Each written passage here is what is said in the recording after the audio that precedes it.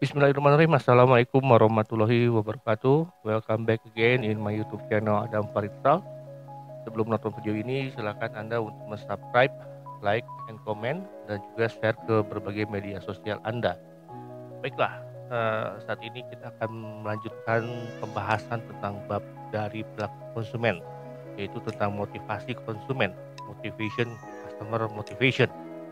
Oke, kita pelajari tentang motivasi dari konsumen sendiri. Kenapa? Karena tanpa ada motivasi, orang tidak akan bisa melakukan suatu decision. Setiap ada decision pasti ada motivasinya, terserah motivasinya apa, apakah dia memenuhi kebutuhan, keinginan, atau udah hasrat di situ gitu. Baik, yang dipelajari pertama kali adalah needs and wants-nya terlebih dahulu gitu ya. Karena motivasi awalnya adalah dari kebutuhan dan keinginan, needs and wants-nya. Nah, pemasaran atau pemasar atau sebutnya kita bilang adalah marketer tidak menciptakan kebutuhan, tapi kebutuhan lebih dulu ada sebelum pemasaran. Kenapa tiba-tiba ada istilah pemasaran bisa menciptakan kebutuhan? Sebetulnya basicnya kebutuhan itu sudah ada dalam customer gitu, insight customer sudah ada. Cuman customer itu tidak mengetahui ya akan kebutuhan itu sendiri kadang-kadang. Nah, disinilah pemasaran itu adalah dia mendirect gitu, hanya mendirect saja gitu. Tapi intinya adalah pemasar tidak menciptakan kebutuhan karena kebutuhan lebih dulu ada sebelum pelaku pemasaran. Nah, tugasnya pemasaran di sini adalah tugasnya pemasar, tugasnya marketer adalah memastikan konsumen terpenuhi kebutuhannya dan merasa puas. Jadi untuk mencapai puas, penuhi dulu kebutuhannya, gitu ya. Baru dia akan device. Lalu berikutnya pemasar membuat para konsumennya lebih menyadari berbagai kebutuhan yang tidak dirasakannya. Yang tadi pertama saya sampaikan. Jadi pemasar tugasnya mendirect karena konsumen itu sendiri tidak mengetahui gitu, sebetulnya kebutuhannya apa, atau ada yang terhidden lah kebutuhannya. Dan tugas pemasaran dia melakukan stimulus itu, melakukan mengingatkan reminder gitu ya untuk konsumen menyadari akan kebutuhannya. Oke, intinya adalah motivasi itu apa? Motivasi adalah tenaga pendorong dalam diri individu yang memaksa mereka untuk bertindak, yang timbul sebagai akibat kebutuhan yang tidak terpenuhi. Sekali lagi saya ulang, motivasi adalah menurut Friedman and Kanuk ya, adalah tenaga pendorong dalam diri individu yang memaksa mereka untuk bertindak, yang timbul sebagai akibat kebutuhan yang tidak terpenuhi. Jadi adalah ada pendorong, ada effort di situ, ada force di situ, ya, ada tenaga pendorong dalam diri individu dia, ya, memaksa mereka untuk melakukan bertindak. Tindakan mereka pertama-tama didasari oleh dorongan.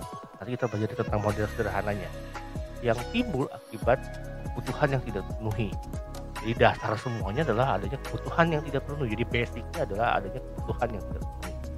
Itu dasar asal muasalnya.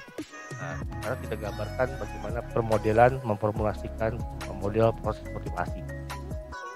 Pertamanya adalah kebutuhan dan keinginan dan hasrat yang belum terpenuhi. Itu dasarnya dulu.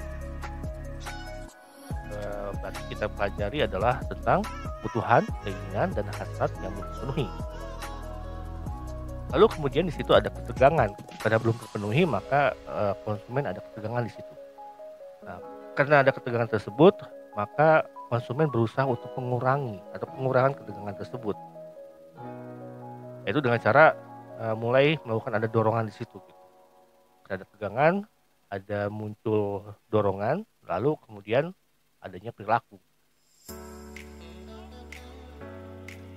Oke, di dalam proses dorongan ke perilaku itu ada dua yang mengakibatkan terjadinya perilaku. Pertama adalah proses pembelajaran. Bagaimana konsumen belajar, mempelajari, melakukan learning terhadap apakah pengalaman masa lalu dia atau informasi yang ada. Lalu kedua adanya proses kesadaran. Ini ada berarti setelah dia belajar, kemudian dia menyadari kan, atau bolak-balik itu juga dia menyadari terlebih dahulu gitu ya, ada kesadaran di situ muncul, lalu dia melakukan pembelajaran. Nah, dua proses ini ya, mewujudkan adanya tindakan. Setelah ada tindakan itu adalah ada namanya perilaku. Nah, ketika sudah melakukan perilaku, tujuannya adalah pemenuhan tujuan ya, dan kebutuhan. Jadi ketika orang melakukan perilaku, dia melakukan pemenuhan tujuan dan perilaku. Itu adalah model proses motivasi yang sederhana.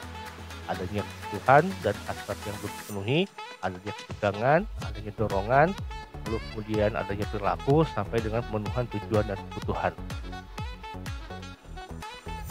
Nah, konsep dari kebutuhan itu apa?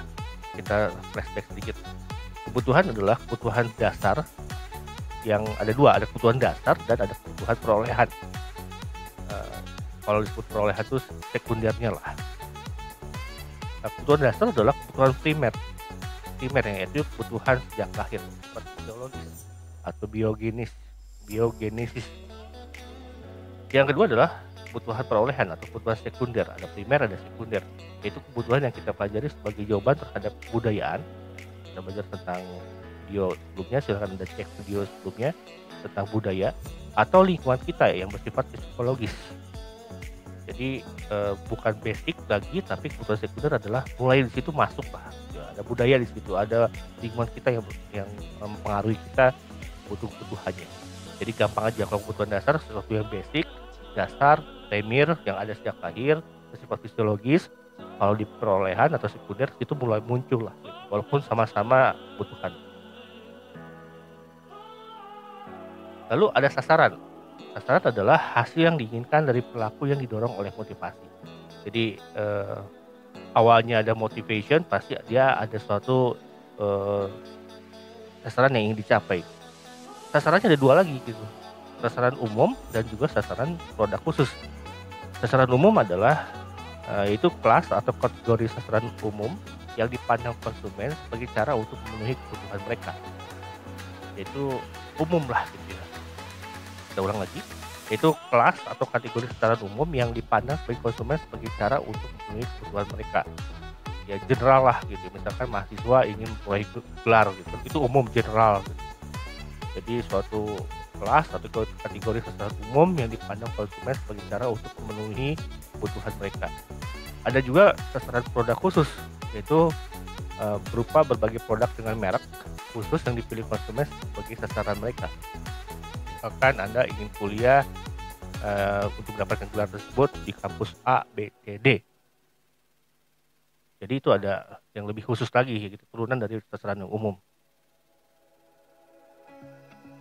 Nah, setelah ada itu, lalu kita melakukan namanya konsumen melakukan pemilihan konsumen.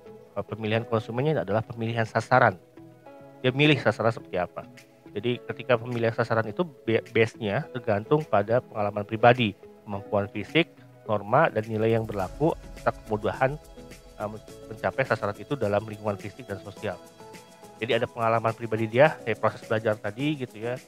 Lalu ada kemampuan fisik dia, dan juga ada norma, budaya, dan nilai yang berlaku. Dan yang kedua adalah serta kemudahan. Nah, tugas pemasaran ini adalah dari konsep kemudahan itu. Pemasaran harus menciptakan kemudahan. Jangan mempersulit konsumen ketika dia melakukan decision making. Karena konsumen, dasar konsepnya ini, akan mencari pemilihan sasarannya berdasarkan dari kemudahan mencapai sasaran itu gitu dalam lingkungan fisik dan sosial. Karena konsepnya demikian. Bagaimana kalau contohnya di TV aja, TV yang terbaru kan gitu. Sekarang lebih sederhana remote-nya, hanya ada up and down untuk volume ya, dan juga untuk channelnya. Dari angka 1 sampai dengan angka 10 gitu, angka 9 dan 0 itu sudah dihilangkan. Jadi tugas pemasaran adalah mensederhanakan orang untuk melakukan suatu decision making. Yang kedua adalah objek sasaran. Haruslah dapat diterima secara sosial maupun dapat diperoleh secara fisik. Jika tidak, maka harus dipilih sasaran pengganti yang lebih sesuai dengan lingkungan sosialnya. Konsepnya adalah objek sasaran ini harus dapat diterima secara sosial. Jadi kita nggak ngomong lagi individu, tapi secara sosial. Karena konsumen berada dalam lingkungan sosial tertentu. Kita udah banyak tentang kemarin ada kelas sosial juga. Anda silahkan cek di video saya sebelumnya. Dan kemudian ada saling ketergantungan antara kebutuhan dan sasaran. Di sini adalah kebutuhan dan sasaran saling tergantung. Tidak ada yang bisa eksis tanpa ada lainnya. Jadi saling related antara kebutuhan dan sasaran. karena basicnya sasaran, dia ingin mencapai kebutuhan dia gitu. Kedua, kesadaran seseorang terhadap sasarannya tidak sebesar kesadaran yang orang tersebut terhadap kebutuhannya. Jadi kesadaran seseorang terhadap sasarannya tidak sebesar kesadaran orang tersebut terhadap kebutuhannya.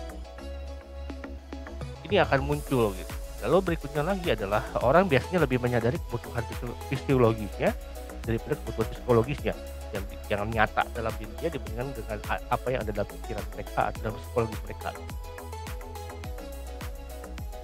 Ada motivasi positif dan negatif, ini kita akan pelajari lagi adalah misalkan begini. Pertama adalah sasaran yang didekati, misalkan adalah A gitu ya, menjadi anggota klub fitness ya, atau klub kebugaran agar sehat dan bugar. Itu adalah sasaran diinginkannya. Yang kedua adalah ada sasaran yang dijauhinya. Yang kedua adalah sasaran yang dijauhinya. Misalkan A menjadi anggota klub kebugaran agar tidak menjadi gemuk dan penyakitan. Jadi ada yang positifnya karena dia ingin sehat dan bugar, atau yang dijauhinya. Negatifnya adalah misalkan dia ingin tidak menjadi gemuk atau punya penyakit dalam tubuh dia, makanya dia melakukan fitness tersebut atau ikut klub kebugaran. Yang berikutnya lagi ada motif rasional dan emosional. Yang rasional adalah jika konsumen secara teliti membandingkan semua alternatif dan memilih alternatif yang memberikan kegunaan terbesar pada mereka didasarkan pada kriteria yang betul-betul objektif seperti ukuran, berat, dan harga. Ya, rasional, menggunakan otak kirinya lah secara maksimal, betul-betul rasional, betul-betul ada faktanya gitu, detailing dan sebagainya. Yang berikutnya adalah emosional. Jika pemilihan sasarannya menurut kriteria pribadi atau subjektif, misalkan kebanggaan, ketakutan, kasih sayang, dan status, ini tidak bisa diukur ya. Kebanggaan nggak bisa diukur, masing-masing punya kebanggaan berbeda, ketakutan, kasih sayang, dan status. Ini yang disebut, mungkin nanti Anda bisa cek lagi videonya tentang impulse buying tadi gitu ya. Impulse buying lebih ke arah emosional, bukan ke arah rasional. Jadi tugas pemasaran adalah bisa mengoptimalkan di sisi rasional dan juga yang lebih baik lagi mengoptimalisasikan terhadap sisi emosionalnya. Sifat dinamis motivasi ada beberapa unsur. Unsur pertama adalah kebutuhan tidak akan sepenuhnya terpuaskan. Tidak ada yang namanya kebutuhan itu akan puas. Orang akan selalu merasa tidak puas. Yang kedua adalah kebutuhan baru muncul jika kebutuhan lama terpenuhi. Jadi selama dia belum terpenuhi kebutuhan lamanya, dia akan mencari terus gitu ya. Kebutuhan baru lagi. Lalu kemudian kesuksesan dan kegagalan mempengaruhi sasaran. Dia sukses atau gagal itu adalah menjadi pengalaman dia gitu ya, dan akan mempengaruhi terhadap sasaran dia. Dan dia akan balik lagi ke proses awal lagi. Ada sasaran pengganti lagi gitu. Dia akan mencari lagi alternatif yang lainnya. Lalu sifat dinamis dari motivasi adalah dekat dengan namanya rasa frustasi. Demikian gitu ya. Sukses dan juga ada rasa frustasi di situ. Rasa frustasi ini akan mengakibatkan ketidakpuasan dari pelanggan tersebut. Nah, ada beberapa bentuk teori-teori motivasi mungkin Anda kenal adalah tentang Abraham Maslow, Hierarchy of Needs, dan juga beberapa teori yang lainnya. Kita ambil yang Abraham Maslow aja, Anda mungkin sudah pelajari itu ya, tentang Abraham Maslow. Atau kalau Anda mau dibahas lebih dalam lagi, silahkan Anda isi komentar, nanti kita akan bahas tentang Abraham Maslow, teori motivasi tentang Hierarchy of Needs. Oke.